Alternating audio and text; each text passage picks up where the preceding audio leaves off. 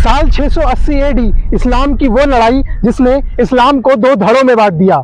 ये एक ऐसी लड़ाई थी जिसमें बराबरी कोई नहीं थी, जिसमें एक तरफ सिर्फ 72 लोग थे और दूसरी तरफ थी 1 लाख लोगों की हथियारबंद सेना। जाहिर तौर पर उस 1 लाख की सेना ने उन 72 लोगों को हरा दिया, लेकिन इस लड़ाई ने इस्लाम के इतिहास को बदल कर रख दिया। इस लड़ाई ने दुनिया को दो चीज़ें दी। पहला, इस्लाम में शिया और सुन्नी नाम के दो धड़े, और दूसरा मुहर्रम। वही मुहर्रम जिसकी 10वीं तारीख को इमाम हुसैन की याद में मातम मनाते हैं, खुद को टॉर्चर करते हैं और उनकी शहादत का जुलूस निकालते हैं। ये लड़ाई थी करबला की लड़ाई। ऐसी इतिहास में बहुत ही कम लड़ाइयाँ हुई हैं, इसलिए करबला की लड़ाई अपने आप में एक इम्पॉर्टेंट लड़ाई है। और आज की इस वीडियो में हम आपको करबला की जंग की पूरी दास्तान सुनाएंगे और ये जानने की कोशिश करेंगे कि आखिर करबला की जंग में हुआ क्या था, कौन थे इमाम हुसैन जिनकी इबादत आज भी की जाती है, और ऐसा क्या हुआ था साल 680 में जिसने खलीफा को इमाम हुसैन के खिलाफ 1 लाख लोगों की सेना उतारने पर मजबूर किया था। और एंड में हम ये भी जानेंगे कि आखिर शिया और सुन्नी आपस में लड़ते क्यों हैं। तो आज की इस वीडियो में आपको इन सारे सवालों के जवाब मिलने वाले हैं। हेलो दोस्तों, मेरा नाम है आमिर और आप देख रहे हैं ARK साइंस। 8 जून साल 632 ईस्वी में इस्लाम के आखिरी पैगंबर हज़रत मोहम्मद साहब की मृत्यु हो जाती है। उनकी मृत्यु के बाद इस्लाम फैलाने की जिम्मेदारी आती है खलीफाओं के पास।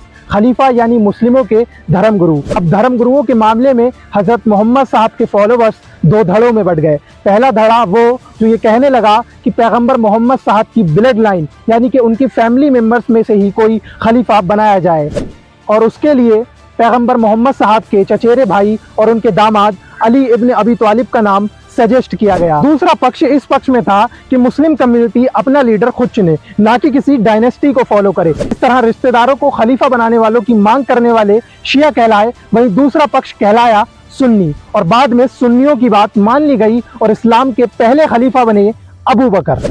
अबू बकर के बाद 2 और खलीफा उमर और उस्मान भी सुन्नी कम्युनिटी से आते थे, यानी कि मुस्लिमों के बीच से बने हुए खलीफा। इस तरह साल 632 से साल 656 तक सुन्नियों के ही खलीफा बने रहे। उसके बाद फाइनली साल 656 में अली को खलीफा बनाया गया, लेकिन जब तक अली काफ़ी बूढ़े हो चुके थे और काफ़ी मुस्लिम गुट उनको पसंद नहीं करते थे। खास करके सीरिया के गवर्नर मुआविया अली को बिल्कुल भी पसंद नहीं करते थे, क्योंकि मुआविया ने अली से खलीफा उस्मान के लिए न्याय की मांग की थी, जिससे दोनों के बीच में झगड़ा बढ़ गया था और काफी मुस्लिम गुट अली को नापसंद करने लगे थे। अली का विरोध करने वालों में से पैगंबर मोहम्मद की वाइफ आयशा भी शामिल थी, जिन्होंने कैमल नाम की जगह की लड़ाई में हजरत अली को चैलेंज किया था। इस लड़ाई को फितना कहा गया। फितना यानी गृह युद्ध, यानी के सिविल वॉर। हालांकि इस लड़ाई को अली जीत गए थे, लेकिन ये एक ऐसा गृह युद्ध था जिसमें अली की पोजीशन काफी कमजोर हो गई थी।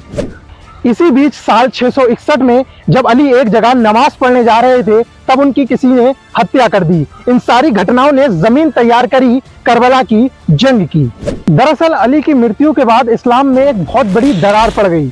मुआविया जो सीरिया का गवर्नर था, उसने राशिदुन खलीफाओं को उखाड़ फेंका, जिसमें ये चारों पवित्र खलीफा आते थे, अबू बकर, उमर, उस्मान और अली। दरअसल अली की मृत्यु के बाद उनके बड़े बेटे हसन ने उनकी गद्दी संभाली, लेकिन बढ़ते खून खराबे को रोकने के लिए हसन ने उमैयदों के साथ एक कॉम्प्रोमाइज किया।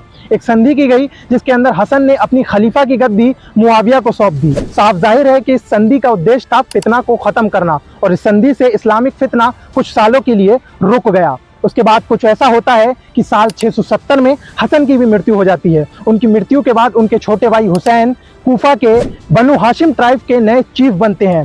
कूफा इराक का एक शहर है और बनु हाशिम ट्राइब वही ट्राइब है जहां से पैगंबर मोहम्मद भी आते हैं।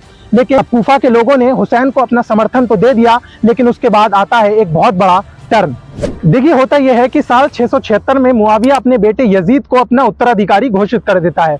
अब ये पूरी तरीके से उस संधि का उल्लंघन था जो साल 661 में हसन और मुआविया के बीच हुई थी। इतिहासकारों का मानना है कि इस्लामिक इतिहास में इससे पहले ऐसा कभी नहीं हुआ था, जिसकी वजह से कई विरोधी गुट मुआविया के इस फैसले के खिलाफ खड़े हो गए। मुआविया ने कई विरोधी गुटों को अपनी ओर तो मिला लिया, लेकिन वो हुसैन और दूसरे विरोधी गुटों को अपनी ओर नहीं मिला पाया। और साल 680 में मुआविया की भी मृत्यु हो जाती है। उसकी मृत्यु के बाद स्थापना होती है उमैयद खिलाफत की। इतिहासकार लेमस लिखते हैं कि अप्रैल 680 में अपनी मृत्यु से पहले मुआविया ने यजीद को आगाह किया था कि हुसैन और इब्न अल जुबैर उसके शासन को चुनौती दे सकते हैं। उसने कहा था कि अगर वो ऐसा करते हैं तो उनको हरा दिया जाए, और उसने ये भी सलाह दी थी कि वो हुसैन के साथ सावधानी से पेश आएं और उनका खून ना बहाएं, क्योंकि वो मोहम्मद के नवासे हैं। साथियों, यजीद के बारे में एक पॉपुलर बिलीव ये था कि वो एक भ्रष्ट, रिश्वतखोर और एक हिंसक शासक है। उसने अपने शासनकाल को बनाए रखने के लिए हुसैन से वफादारी की मांग की थी, लेकिन हुसैन ने इस बात से साफ इनकार कर दिया, क्योंकि यजीद खुलेआम भ्रष्ट था और एक हिंसक, क्रूर शासक माना जाता था। हुसैन ने उसके इस ऑफर को मना करने के बाद मक्का की ओर रुख किया और वो वहीं पर रुक गए।